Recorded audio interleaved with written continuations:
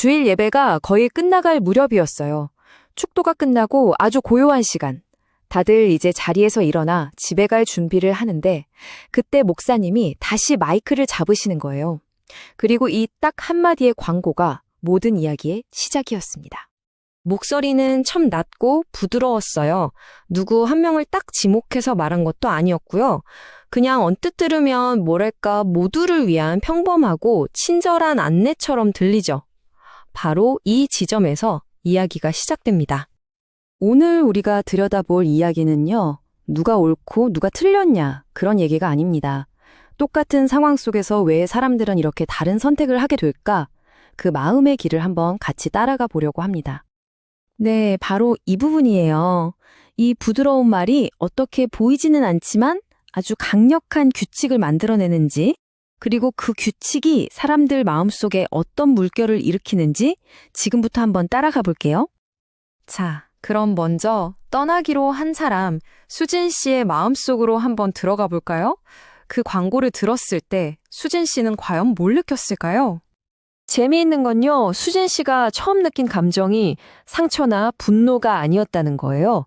오히려 여기선 이런 식으로 해야 되는구나 하는 아주 냉정한 깨달음이었죠.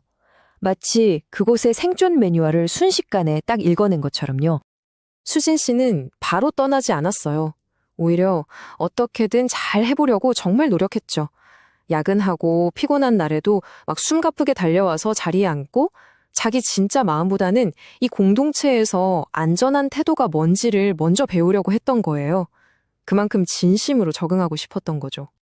그런데 딱 한 번 일이 너무 많아서 이번 한 주만 좀 쉬어도 될까요? 하고 정말 용기를 내서 물어봤을 때 돌아온 대답이 바로 이거였습니다.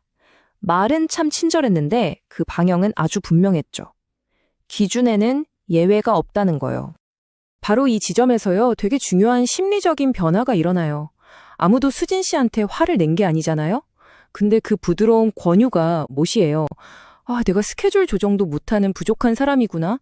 내가 이 공동체에 폐를 끼쳤구나 하면서 스스로를 탓하게 만드는 거죠. 그리고 결정적인 순간은 정말 사소한 한마디에서 찾아왔어요. 소그룹 모임에서 누군가 웃으면서 이 말을 했을 때 수진 씨는 딱 깨달은 거예요. 내가 여기서 힘들다 말하는 순간 이 좋은 분위기를 깨는 사람이 되는구나 였어요. 그래서 수진 씨는 아무도 탓하지 않고 정말 조용히 떠났습니다. 이 선택은요, 실패나 나약함이 아니었어요. 더 이상 솔직해질 수 없는 곳에서 자기 마음을 지키기 위한 어떻게 보면 가장 적극적인 자기 보전 방법이었던 셈이죠. 자, 이제 시선을 좀 옮겨볼까요? 수진 씨랑 똑같은 말을 들었지만 전혀 다른 선택을 한 사람이 있었죠. 남기로 결정한 민호 씨 이야기입니다. 민호 씨의 시작점은 피로감이었어요. 새로운 곳을 또 찾고 처음부터 자기를 다시 설명하고 관계를 또 맺고 이 모든 과정이 너무 버겁게 느껴진 거죠. 그래서 그는 떠나는 대신에 나 자신을 좀 바꿔보자 이렇게 의식적으로 결정을 내립니다. 민호 씨는 정말 빠르게 생존 규칙을 만들어 나갔어요. 어떤 말이 안전한지 또 어떤 태도가 환영받는지 금방 파악했죠. 말의 날카로운 부분은 둥글게 깎아내고 감정의 크기는 좀 줄이면서 점차 문제없는 사람이 되어갔습니다. 그리고 이 시스템은요, 그의 변화에 바로 보상을 해줍니다. 공동체는 안정적으로 변한 그에게 안도감을 느꼈고 칭찬이 쏟아졌어요. 그가 자신을 줄여나간 행동이 좋은 태도라고 인정받기 시작한 거죠. 그런데 어느 날 그 칭찬들 한가운데서 민호 씨는 아주 차가운 진실과 마주하게 됩니다. 사람들이 좋아하는 건 진짜 나가 아니구나. 이 공동체의 기준에 맞춰서 완벽하게 적응한 역할로서의 나를 좋아하는 거구나. 밖에서 보면 그의 모습은 정말 성숙한 신앙인이었을 거예요. 하지만 민호 씨 자신은 알고 있었죠. 이건 성장이 아니라 살아남기 위한 적응이라는 걸요. 그리고 그 적응의 대가는 바로 자기 자신을 조금씩 잃어가는 거였습니다. 지금까지 두 사람의 개인적인 선택을 따라와 봤는데요.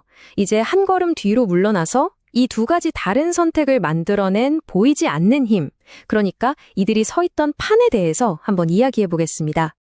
보세요. 똑같은 압박이 주어졌는데 한 명은 밖으로, 다른 한 명은 안으로 향했죠. 수진 씨는 자기 자신을 지키기 위해 그 공간을 떠났고 민호 씨는 그 공간에 남기 위해 자기 자신을 떠났습니다. 도대체 어떻게 이렇게 다른 결과가 나오게 된 걸까요? 이 시스템은 몇 가지 요소가 서로 맞물리면서 돌아가요. 근데 신기한 건 누구 하나 악의를 가진 사람이 없다는 거예요. 그저 좋은 분위기를 지키고 싶은 선한 마음들이 모여서 반박하기 힘든 권유의 형태를 띤 기준을 만들고요. 칭찬을 통해서 그 기준을 더 단단하게 만들고 결국엔 다른 목소리를 조용히 밀어내는 거죠. 이게 이 시스템의 가장 무서운 점이에요. 폭력이나 강요 같은 게 전혀 없어요. 그냥 뭐랄까 필터처럼 작동하는 거죠.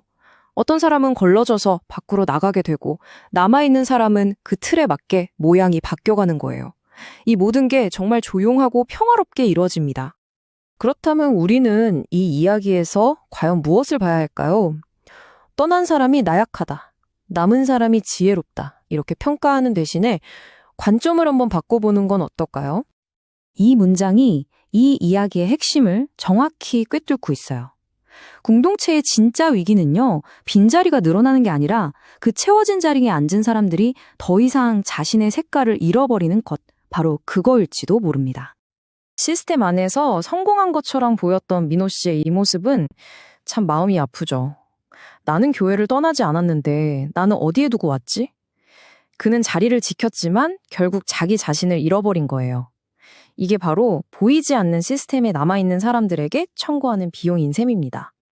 이 이야기는 단순히 어떤 한 교회의 이야기만은 아닐 겁니다. 어쩌면 우리가 일하는 직장, 우리 가족, 친구 관계, 우리가 발 딛고 있는 모든 곳에 존재하는 판에 대한 질문일 수 있어요. 자, 한번 주변을 둘러보세요. 여러분이 서 있는 그곳은 여러분이 여러분 자신으로 온전히 머물 수 있도록 허락해주고 있나요?